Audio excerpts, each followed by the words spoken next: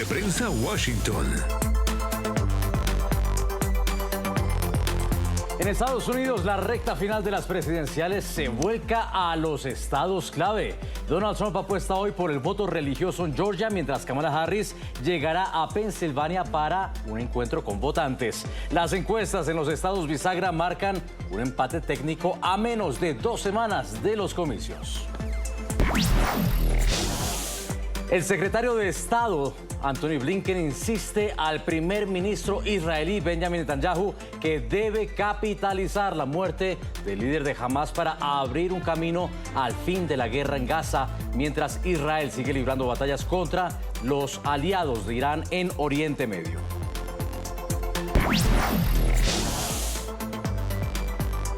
Y Vladimir Putin intenta agrupar al llamado Sur Global en la cumbre de los BRICS, de la que participan Brasil y Venezuela para, según él, desafiar la hegemonía occidental. ¿Qué esperar del encuentro?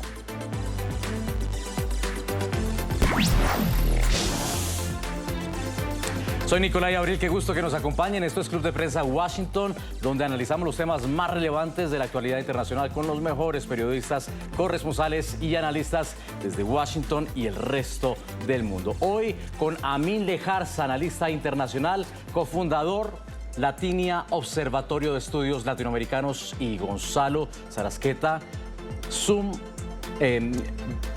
a este análisis porque también está con nosotros Gustavo, que es el director del máster oficial en Comunicación Política y Empresarial de la Universidad Camilo José Cela. Pero antes de comenzar, los invitamos, por supuesto, a ustedes también a formar parte de esta mesa de trabajo. Siéntese con nosotros, háganos llegar sus opiniones y sus puntos de vista. Escríbanos en nuestra cuenta en X, en la que nos encontrarán como @ClubPrensaNTN24. Comenzamos ahora, bienvenidos, estamos en Madrid, España, con este análisis de la actualidad en Estados Unidos. Gonzalo Sarasqueta, ¿qué nos dice esta jornada de hoy con un Donald Trump buscando el voto religioso, como lo hizo también Kamala Harris el fin de semana cuando cumplía años en Georgia? Bueno, Nicolai, creo que es Donald Trump lo que estamos viendo en las últimas semanas, según la mayoría de las encuestas, y creo que acá hay un consenso demoscópico, viene ascendiendo. Donald Trump viene ganando terreno no solamente en Georgia, también en Arizona, en Carolina del Norte, en Michigan, en Nevada, en Pensilvania. Bueno, en Pensilvania es donde menos terrenos está ganando, pero en los estados clave vemos que está ganando bastante territorio, y lo que va a hacer hoy básicamente en Georgia es ir a buscar ese voto conservador, ese voto religioso, ese voto que le sigue dando importancia a la fe, a la familia como estructuradores de la sociedad. Y creo que estas últimas 2 semanas, no estoy diciendo nada novedoso, pero va a ser una carrera tanto de Kamala Harris y de Donald Trump para trabajar en estos 7 estados clave donde se van a definir las elecciones. También hay que prestar atención, y esto sobre todo para aquellos que no están familiarizados con el sistema electoral de Estados Unidos, que se puede dar, como ya ha sucedido en varias ocasiones, se puede dar que gane Kamala Harris en porcentaje electoral, en porcentaje de votos, que gane Kamala Harris, pero el tema de los colegios electorales puede ser que gane Donald Trump. Por eso es que cobran tanta importancia estos 7 estados claves. Esa es la matemática que resulta bastante interesante a mí, porque Gonzalo Sarasqueta nos está planteando justamente este punto. Puede que Kamala Harris esté aventajando en las encuestas, que a propósito, permítanme poner en atención cómo de alguna manera está reduciéndose esa ventaja. Puede que las encuestas la tengan en este momento arriba por muy estrecho margen, prácticamente un empate técnico, pero el factor diferencial a mí podría llegar a ser ese colegio electoral en Estados Unidos, llevarse los estados que de pronto otorguen más delegados, pero no necesariamente así el voto popular. Amin. Efectivamente, muy bien, Gonzalo lo ha explicado de manera correcta. Al final no estamos diciendo nada nuevo, los estados clave son lo que van a fundamentar estas 2 últimas semanas el devenir de quién será el nuevo presidente o presidenta de los Estados Unidos de América. El efecto Kamala Harris también hay que tener en cuenta que ha ido perdiendo un poco de fuerza de cara a esa nueva cara que puso el Partido Demócrata cuando Joe Biden no estaba ya digamos, sentando las bases. Las bases es algo que también va a tener muy presente ambos partidos, es decir, parece que las dos últimas semanas suelen ser semanas en las que los indecisos, estados clave, pero también se van a lanzar muchos mensajes, por eso lo de Georgia y Donald Trump volviendo a esas bases más republicanas, más suyas, más acérrimas, aunque ya lo haya hecho previamente Kamala, pero evidentemente, en el estado de Pensilvania, por ejemplo, yo pongo un ejemplo que ya han dado otros analistas, pero que a mí también me hizo mucha gracia, ¿no? Recordemos la mítica serie de Office. Muchas de las encuestas dicen que en Scranton, donde se daba lugar esta mítica serie, tendrá mucho peso esta localidad de Pensilvania al devenir del estado propio de Pensilvania, y ya sabemos que el ganar, ya sea Pensilvania, Michigan, alguno de estos estados clave, se va a tener que ganar como mínimo 1 o 2 por parte de Kamala o de Donald Trump si quieren asegurarse esa victoria, no tanto solamente en porcentaje, sino también en colegios electorales para que las cuentas salgan de manera correcta. Gustavo, hablemos de las encuestas. Esta encuesta más reciente que muestra un empate técnico entre Kamala Harris y Donald Trump muestra una ventaja del 49,2% frente al 47,1%. Y vemos ahora los datos de otra encuesta del New York Times también que muestra la opinión o la perspectiva de los hispanos sobre si se sienten o no identificados cuando Donald Trump habla de los problemas con la inmigración. Entre los hispanos nacidos en Estados Unidos, un 30% dice que sí se sienten aludidos cuando Trump se refiere a ellos, y un 67% aseguró no darse por aludido. Ahora, entre los hispanos nacidos en otro país, un 43% asegura sentir que Donald Trump habla de ellos en su discurso sobre los problemas de la inmigración irregular, y un 51% dice no sentirse identificado.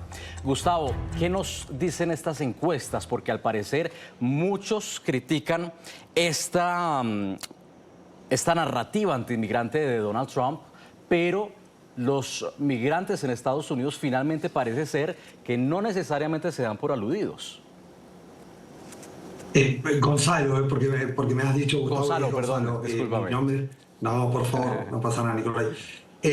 A ver, algo importante ahí que Donald Trump puede sonar paradójico y hasta incluso síndrome de Estocolmo por parte del voto latino, pero si hacemos una cronología del 2016 hasta ahora, lo que vemos es que lo que antes era un voto macizo, sacando obviamente los republicanos, los digamos exiliados de Cuba de otras generaciones, de generaciones más viejas, lo que antes era un voto anti-Trump, claro que era el voto latino en la elección del 2016 y 2020, lo que vemos ahora es que empieza a haber fisuras en ese voto. No quiere decir que un gran porcentaje del voto latino vaya para Trump, pero sí empieza a haber ciertos segmentos de este voto latino, de los Dreamers, que consideran que lo que Trump está haciendo, su voto, su retórica antiinmigrante, su retórica del muro, su retórica inflamable de que se comen los perros, de que son violadores, creen que es una puesta en escena y que realmente el único que va a asegurar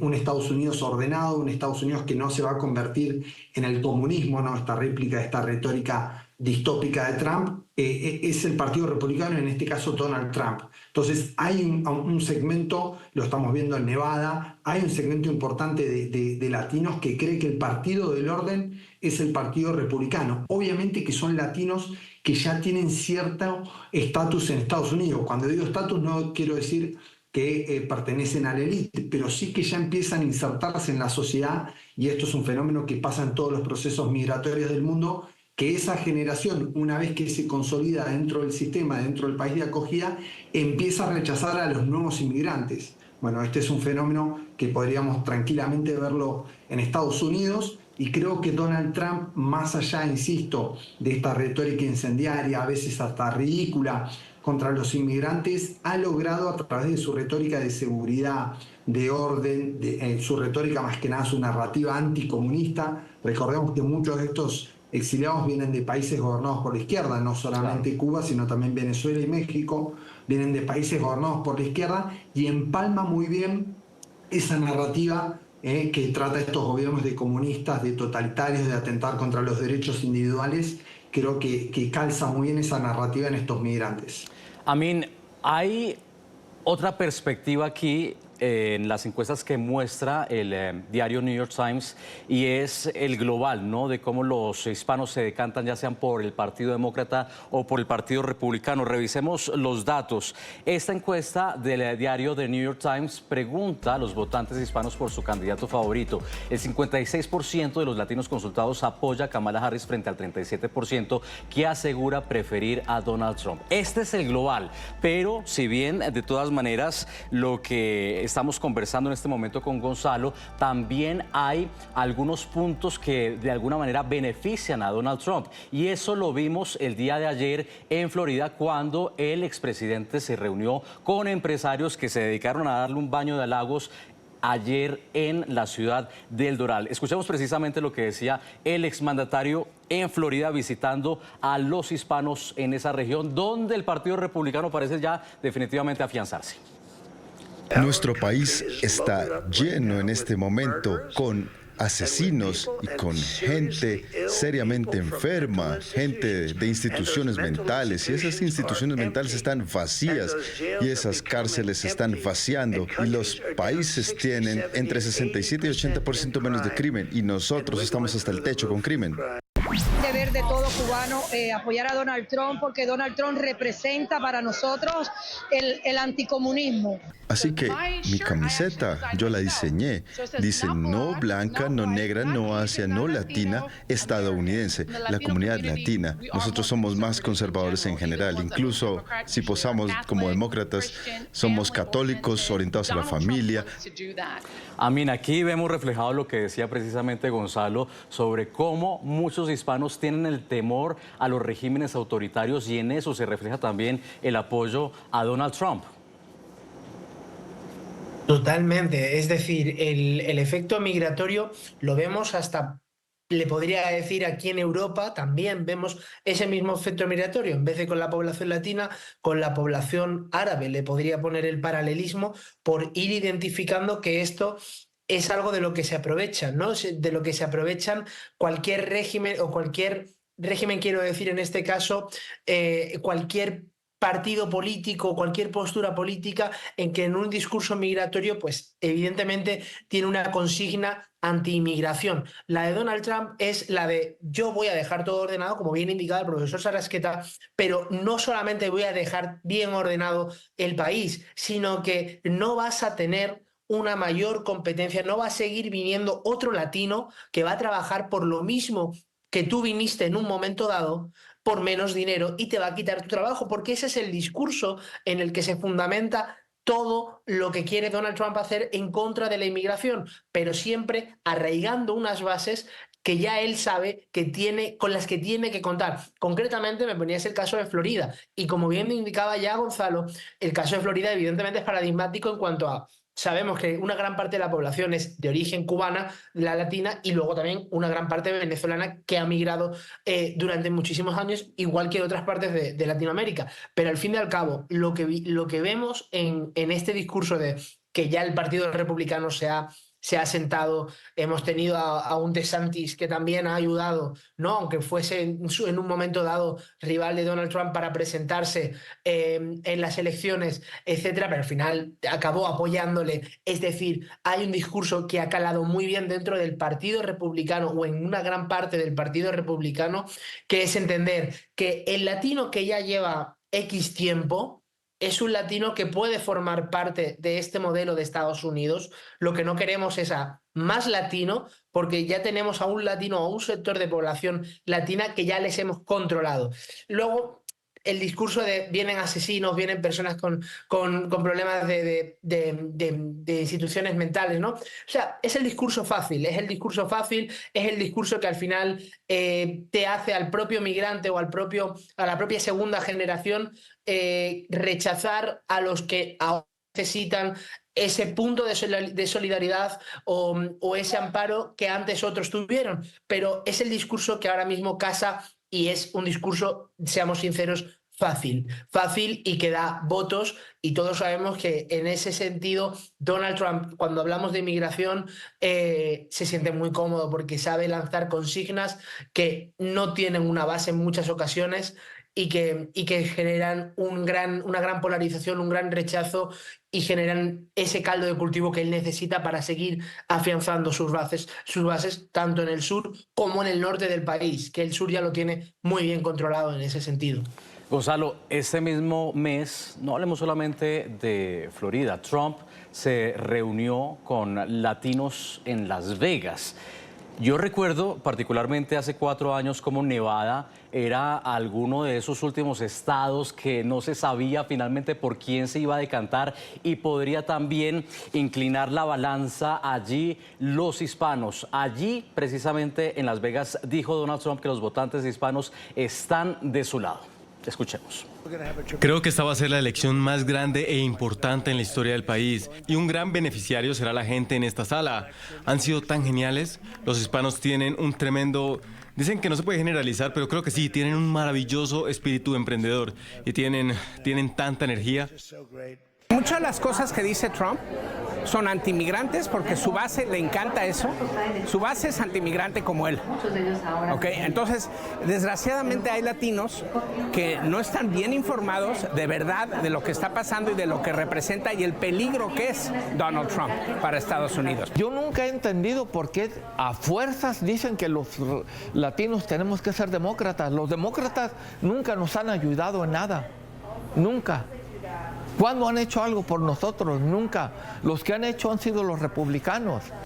Gonzalo, ¿coincides con lo que dicen los votantes hispanos en Las Vegas? ¿Es verdad que los demócratas no han hecho nada por los hispanos? ¿O considerarías tú que de verdad está tan claro que Donald Trump cuente con ese voto hispano como él afirmó en Las Vegas?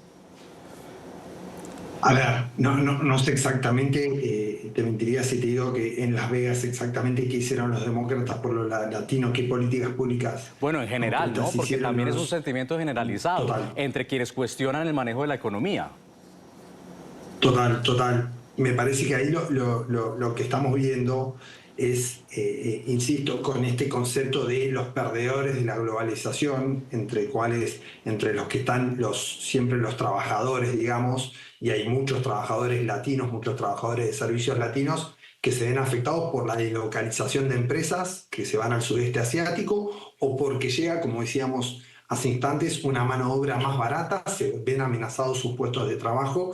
Entonces ahí es que rebrota, digamos, un poco esta reacción. Yo no creo que sea tanto por mala gestión de los demócratas o quizás por una gestión no eficaz en manejar estos desafíos que plantea la globalización, y que sin lugar a dudas son complejos y que no son exclusivos de Estados Unidos, pero creo que está muy asociado, y también le pasaría a un proletario, a un trabajador de una fábrica de Detroit que tuvo que cerrar y que no es latino, ¿no? Que ve que esa política económica globalista o abierta, donde puede llegar a competir contra mano de obra más barata, creo que le puede llegar a preocupar. Hay un documental en Netflix que se llama American Factory y que muestra este proceso justamente. Muestra cómo compite una empresa en Estados Unidos, o mejor dicho, cómo funciona una empresa en Estados Unidos con dueños chinos, ¿no? Y ahí vemos cómo se empiezan a deteriorar los derechos laborales, cómo se empieza a exigir más al trabajador, cómo empieza la máquina a reemplazar al trabajador. Bueno, todos esos fenómenos, recién decía la globalización, sumémosle la inteligencia artificial,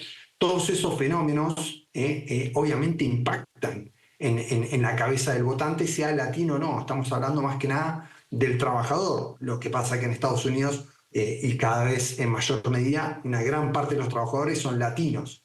Entonces me parece que va por ahí el tema, y déjame insistir, Nicolai, que creo que es importante, es la pedagogía del Partido Republicano en darse cuenta que hablar del voto hispano ya no es hablar de una minoría, sino que empieza a ser un sector estratégico, y que aparte tiene expectativa de ser aún más estratégico, ¿no? Con el tema de la fertilidad, con el tema de la paternidad, de la maternidad de los latinos, que cada vez, no solamente por las migraciones, sino también por los hijos, todo, cada vez va a ser más importante. Bueno, creo que el Partido Republicano en los últimos años ha aprendido esto, no solamente desde la cúpula, teniendo candidatos de origen latino, sino con las bases. Esto que estabas marcando muy bien vos, de que Donald Trump empieza en la campaña electoral a tener actos segmentados con latinos.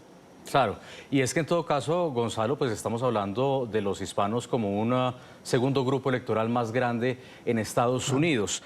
Hablemos, bueno, ya hemos hablado de Donald Trump, pero vámonos a la otra perspectiva, a la de Kamala Harris. Ella, en una reunión con latinos organizada por la cadena Univision en Las Vegas, criticó a Trump al asegurar que llamó a los republicanos a bloquear un proyecto de ley bipartidista en materia migratoria este año que habría impulsado el financiamiento de seguridad fronteriza. Amin, escuchemos lo que decía Kamala Harris. Amin, sin duda, por donde más ha bombardeado a Kamala Harris Donald Trump ha sido por el tema migratorio, entre, por supuesto, otros más. Kamala Harris ha intentado en las últimas semanas tratar de revertir la situación, tratar de devolver el fuego, pero ¿tú crees que lo está logrando? ¿Tiene argumentos para hacerlo? Vale, voy a unir un poco todo y voy a intentar darle la perspectiva oportuna. Dentro del problema migratorio y de cómo el Partido Demócrata y Kamala concretamente lo debe, tiene o está enfocando, hay que tener en cuenta varias cuestiones. Partamos de que el Partido Demócrata y Partido Republicano, en una de sus bases y de transiciones que se están produciendo o que el Partido Demócrata no está sabiendo llevar, es la siguiente. Hemos hablado del voto latino, pero este voto latino, antes, para el Partido Demócrata, en gran parte también era el voto de la población negra. El Partido Demócrata fue, antes que el Partido Republicano, a intentar conseguir el voto latino. Eso produjo que la población negra estadounidense se encontrase como esa minoría dentro de Estados Unidos que estaba siendo reemplazada, porque ya no suponía estratégicamente, como bien indicaba Gonzalo, una población tan grande o tan llamativa de cara a consolidar ciertas regiones estratégicas. Por tanto, ahí ha perdido una gran parte y no ha sabido mantener a esa población negra. Y ahora entenderéis a dónde voy con todo este asunto. Entonces, Donald Trump ha sabido canalizar, y el Partido Republicano, parte del electorado estratégico, como era la población negra en su momento, del Partido Demócrata. Luego, Kamala, que viene, ella es californiana, viene de haber sido... De haber luchado contra el fentanilo desde antes que el fentanilo fuese mainstream, digámoslo así. Conoce bien la situación migratoria y conoce bien la frontera. El problema en todo esto es que Donald Trump puede haberle dicho a sus socios de partido que no voten porque es mejor hacer campaña que resolver un problema, por supuesto. Pero cuidado, tampoco seamos aquí un poco inocentes. Esto lo hubiesen hecho los demócratas si también se hubiese estado en su poder. Pero es el juego de la política, el poder ahora echar en cara al otro que no hayan estado a la altura. Evidentemente, el problema del fentanilo es un problema bastante grave, donde la población latina, concretamente en lo que enfocamos a la frontera con México, es el gran paso, ¿no? El gran paso, nunca mejor dicho, de esta sustancia. Dicho lo cual, ¿cuál es el problema real mediante el cual se debe atacar toda esta seguridad fronteriza? ¿Tenemos que solamente atacar el problema en el control fronterizo, o tenemos también que ponernos en nuestro país a atacar a los cárteles? O sea, la cooperación multiagencias a nivel transnacional con un problema como es el fentanilo, y en este caso en su deriva, cómo afecta esto en un estado como pueda ser California concretamente, pero ha llegado al resto del país. Esto ya no es solamente algo que veamos en San Francisco como era antes lo icónico, sino que lo vemos en todo Estados Unidos. El problema de todo esto es que no hay un plan, es decir, sigue siendo un tema mediante el cual, no, oye, no votaste, pusimos una ley, no votaste, hiciste campaña, vale, pero explícanos cuál era la solución. Y ese está siendo el problema de Kamala. El problema de Kamala está siendo que no está sabiendo tampoco explicar muchas veces las propuestas que tiene, ¿no? Y en el tema del fentanilo, que ella lo conoce muy bien, está perdiendo una oportunidad de verdad de dar soluciones que parecen o se quedan muy simplistas cuando solo hacemos una simple analogía de control contra los grupos como los cárteles de Sinaloa y Guadalajara en la frontera. oye, esto ella misma y ella, por supuesto, sabe que es algo mucho mayor. No solamente es en Guadalajara, tenemos que hablar de cómo lo paliamos en California, tenemos que hablar de cómo lo paliamos en México. O sea, el proceso es mucho mayor y creo que le está faltando profundidad. Y al ser campaña, no está sabiendo cómo lanzar ese mensaje en profundidad. Ahí está el problema con todo el asunto. Claro, es que termina siendo toda una guerra de narrativa que, sin embargo, no permite profundizar. Lo que decía Mina en esta conversación sobre la actualidad en Estados Unidos, también estamos conversando con Gonzalo Sarasqueta, ambos desde Madrid. Vamos a continuar con esta interesante conversación en Club de Prensa Washington en minutos. Vamos a una pausa en instante y regresamos con más.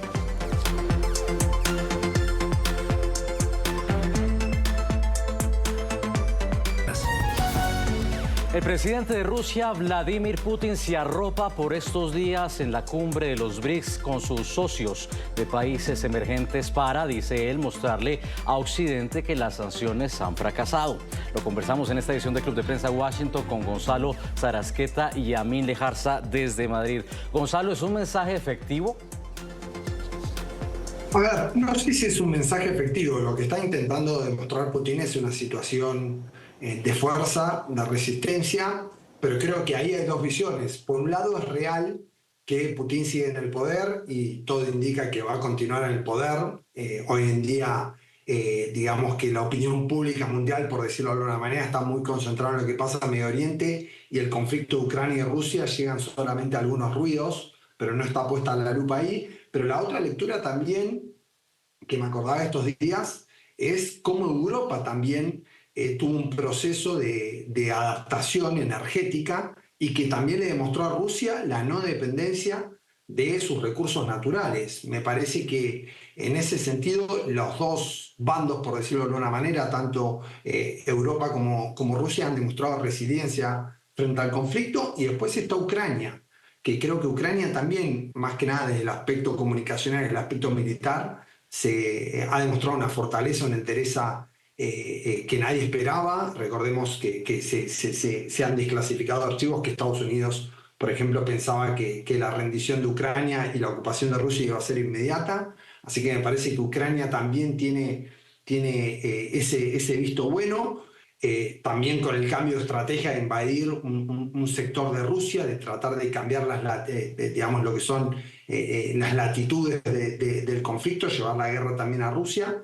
Entonces, lo que podemos decir, ya habiendo pasado un tiempo considerable de este conflicto, es que o hay todos perdedores o hay todos ganadores. Lo que no hay es al mismo tiempo un ganador y un perdedor. Creo que Putin no está aislado globalmente, sigue teniendo el respaldo, quizás no tan pronunciado, no tan explícito, pero sigue teniendo el respaldo de China, sigue teniendo el respaldo de las potencias emergentes, o por lo menos no el castigo de India, de Brasil y de Sudáfrica. No tiene un castigo en todo lo que son los organismos multilaterales. Y como decía recién, Europa, que también se veía muy atormentada por qué iba a pasar en el invierno, parecía como la serie Juego de Tronos, ¿no? Que Winter is Coming, y Europa misma también supo, y creo que fue un acelerador en todo caso, lo que es pasar de las energías más de carbón, las energías más contaminantes,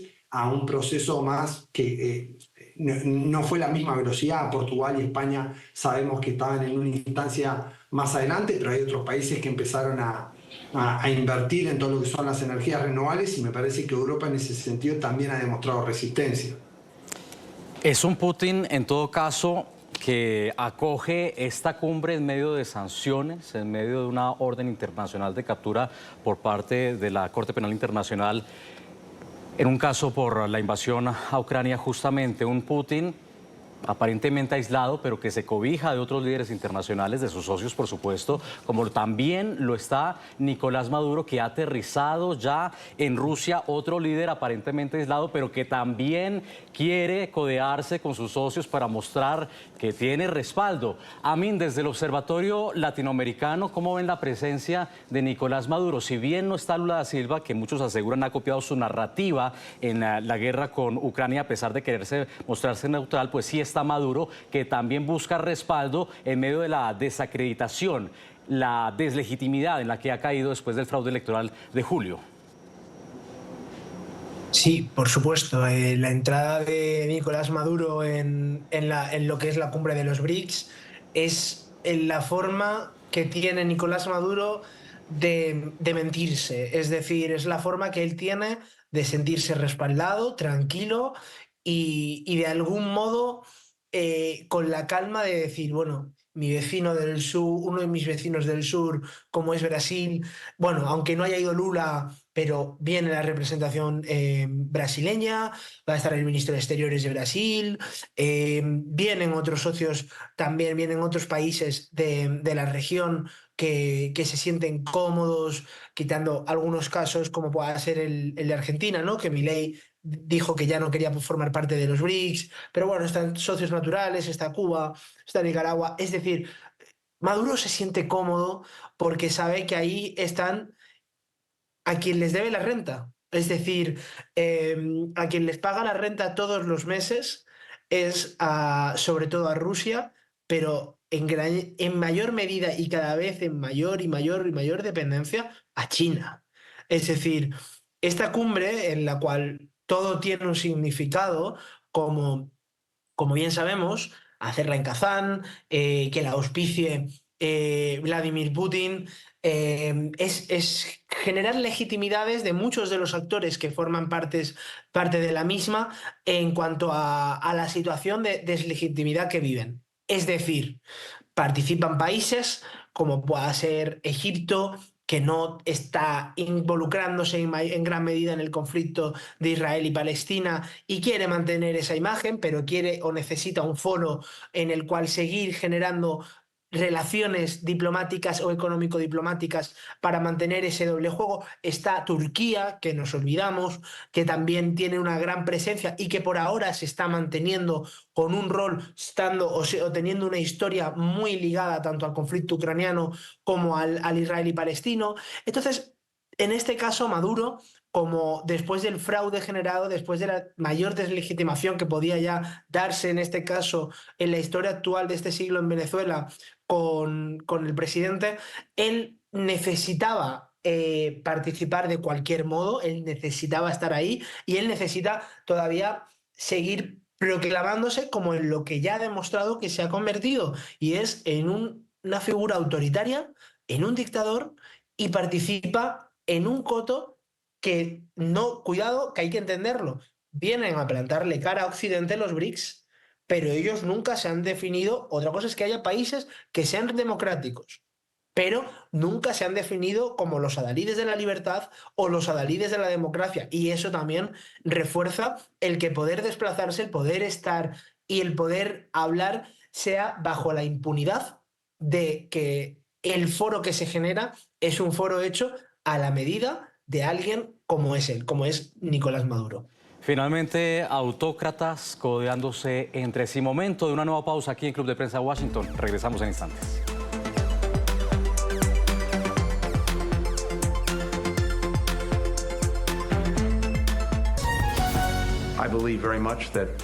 Creo firmemente que la muerte de Sinwar crea una oportunidad importante para traer a los rehenes a casa, poner fin a la guerra y garantizar la seguridad de Israel. Y eso es exactamente en lo que se han centrado nuestras conversaciones de hoy con nuestros colegas israelíes, incluidos los acuerdos para el periodo posterior al fin del conflicto. Antony Blinken regresa a Israel en medio de la guerra en Oriente Medio. ¿Qué es distinto?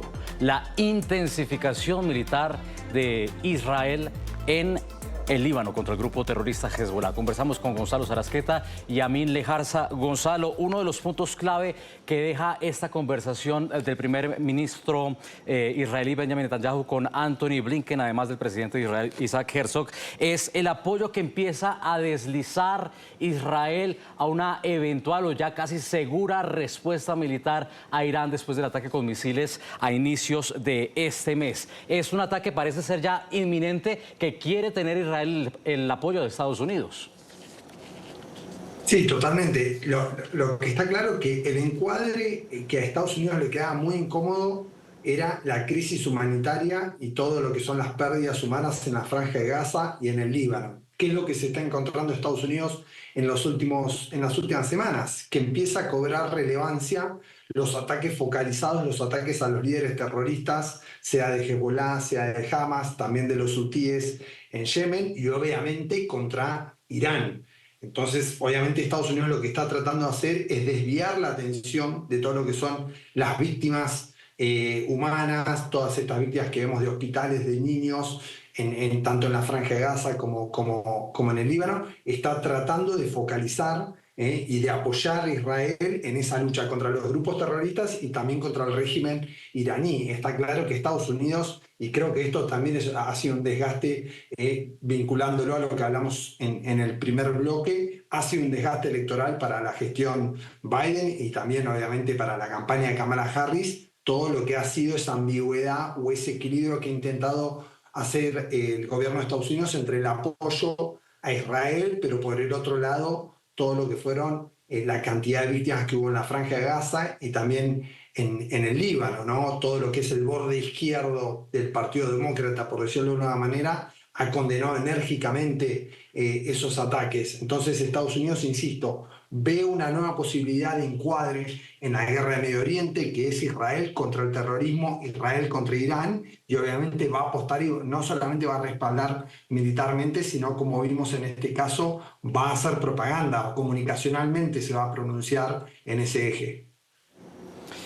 Amin, Gonzalo nos plantea aquí ese desgaste que sin duda ha utilizado como caballito de batalla en las elecciones presidenciales Donald Trump por la ambigüedad de Estados Unidos. Y es que es tanta la ambigüedad que a pesar de ese apoyo a Israel, pues también hay críticas que se deslizan por debajo, ¿no? Cuando Estados Unidos empieza a condicionar la asistencia a Israel, el aumento de esta asistencia, a que aumente el flujo de la ayuda humanitaria a Gaza, por ejemplo, entre otros, por supuesto, puntos diferentes. Sí, al final Oriente Medio siempre es un buen punto de partida y es un punto trascendental en lo que son las guerras para la población de los Estados Unidos de América. Es decir, al final las guerras en los Estados Unidos de América, en Oriente Medio, siempre son sinónimo de soldados yendo al frente. Si llegase el caso, son sinónimo de flujo, de empresas, son sinónimo, al fin y al cabo, también de embajadas amenazadas. Hay que entender también eso, porque los efectos de una guerra en este sentido tienen una vertebración mucho mayor, y eso es algo que debemos de no olvidar. Es decir, cuando se plantea una guerra contra Hamas, Hezbollah, los hutíes en Yemen o todos los grupos de proxies, como bien comentaba el profesor Sarasqueta, pero también contra lo que es de Irán y contra lo que es ya la República Islámica de Irán, que ya se han hecho ataques, que eso hay que tenerlo en cuenta. Recordemos los bombardeos en la embajada de Irán en Damasco. Es decir, esta provocación entre Irán e Israel es mutua, porque a ambos les interesa por cuestiones electorales de sus propios países que esto siga prodigándose. Y es uno de los grandes problemas. Uno de los grandes problemas en materia también de política exterior de Estados Unidos en medio de esta campaña presidencial. Pausa en instantes más en Club de Prensa Washington. Uno que no puede ser habilitado ya como presidente, ya no puede ser candidato. Otro que tiene delitos cometidos con la justicia. Entonces, es un capricho de una persona a la que está llevando esto, pero el gobierno de Arce tampoco hace nada. El pueblo, ¿qué vamos a comer? El pueblo está muriendo de hambre. Señor gobierno, mucho Arce. El vicepresidente David Choquehuanca escucha al pueblo, escucha a los bolivianos. ¿Qué vamos a dar de comer? Nuestro tema al cierre. En un contexto de desabastecimiento, los bolivianos están atrapados en el fuego cruzado entre el actual gobierno y el expresidente Evo Morales, que a la fuerza quiere ser candidato en las elecciones presidenciales del próximo año, pese a las investigaciones judiciales y los vetos en su contra. El presidente Luis Arce aseguró que no cederá ante las presiones que, según él, buscan incendiar el país para protegerse de acusaciones personales. Evo Morales acusó a Arce de ser el primer bloqueador.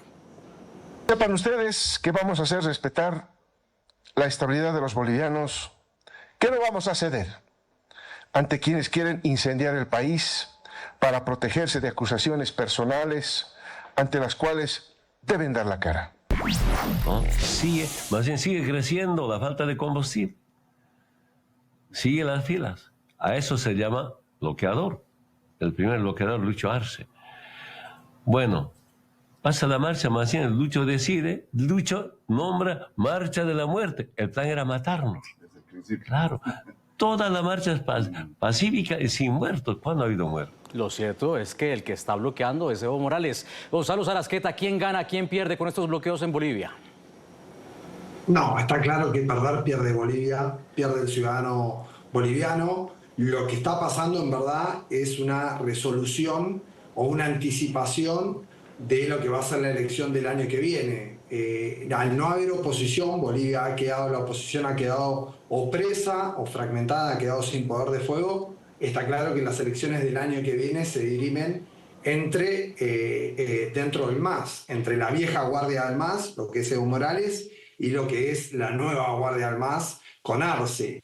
Me parece que en esa batalla, donde estamos viendo que valen los recursos judiciales, valen los recursos de violencia social, vale bloquear la economía, vale todo, el que pierde es el pueblo boliviano. Pero creo que esto es lo que en un momento tuvo una etapa de fuego amigo, de disputa disimulada. Hoy en día esa disputa dentro del MAS es explícita y lo que se está, insisto, anticipando son, del 2020 es ese duelo electoral.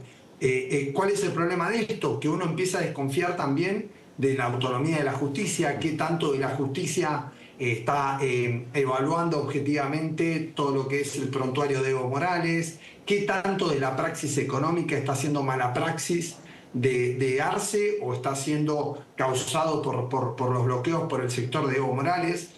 Todo se vuelve confuso en esta batalla sin tregua, donde se utiliza cualquier recurso, Gonzalo, no los recursos.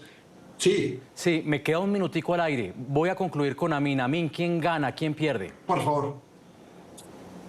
Nada, por supuesto, sigo con lo que comentaba Gonzalo. Pierde el pueblo boliviano sin ningún tipo de duda. Lo que hace falta ahora mismo en Bolivia, y voy a continuar en este caso con lo que decía Gonzalo también, lo que hace falta, al menos bajo mi punto de vista, sería accountability. Es decir, no hay accountability y esto, la rendición de cuentas, no se puede decidir entre viejas y nuevas guardias, sino se tiene que decidir por votación popular, por unos organismos que de verdad certifiquen que las cosas funcionan.